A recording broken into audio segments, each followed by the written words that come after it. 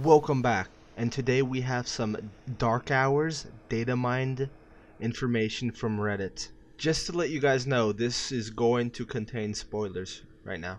Remember, none of this is confirmed, this is just a leak. There are new items introduced into this raid, and each of them has a critical role to play. All of them are called PowerPlay. They have limited use and they have downsides. They're not available when you want them like other items. They have limited usability. They're locked behind secret spots in the raid where you need to have a unique key. You need to kill specific elites to drop the keys to any of the hidden spots. Their apparent location is random and time. You have a short window to take them down.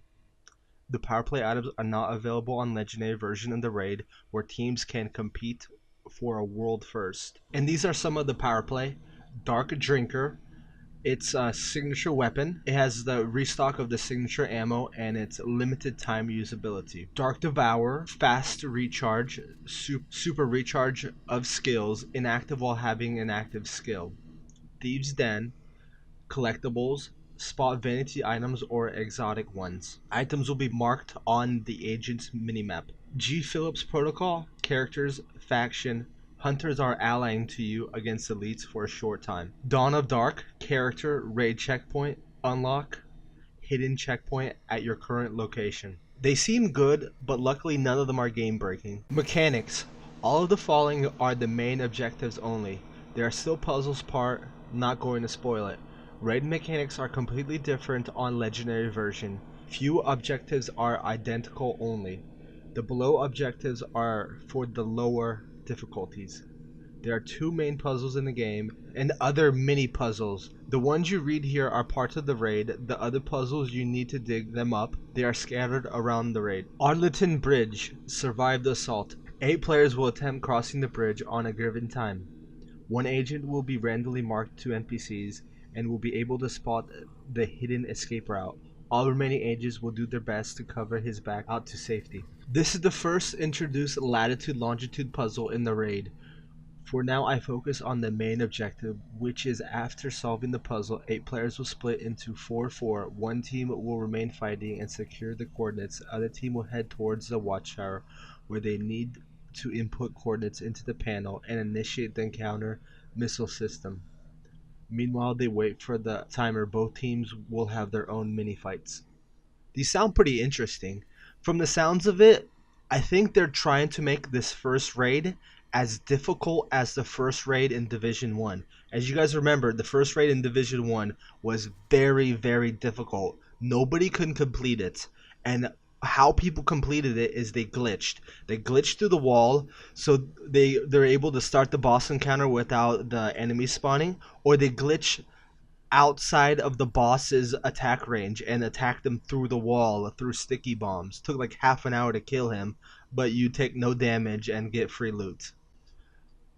The raid will bring up our first unknown faction called Elites.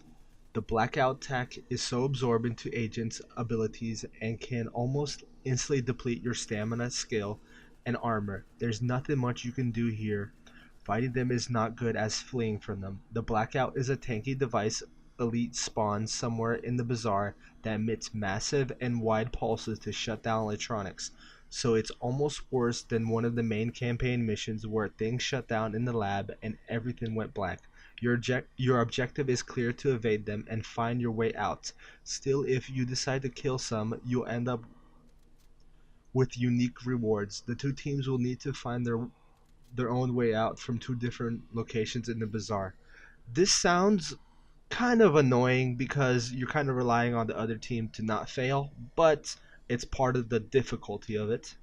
Once teams are reunited, they will be instructed to dig up the location of a valuable JTF asset somewhere around the airport. This is where the second raid puzzle will occur.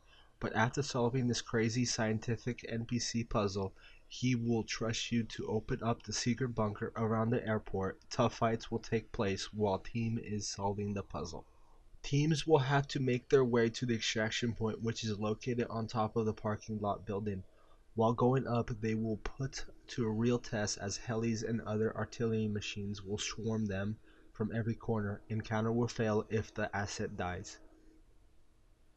It's a pure action encounter. The convoy is basically a cargo plane set up to take off any moment after the boss manages to deliver the crates on it. It's going to be the long fight due to the fact the boss himself is absolute definition of the word tanky. On the other hand, his second lieutenant will just make from this fight more agony to your team if he uses his passive ability that will almost instantly wipe out the entire team. Nothing specific here in terms of how to approach the encounter, but it needs coordination as both teams will split for the last time to flank the target. Focus on the boss will give enough time for his second lieutenant to fully charge his passive ability and wipe your team. Also, focusing entirely on the lieutenant will give enough time for the boss to flee the runaway.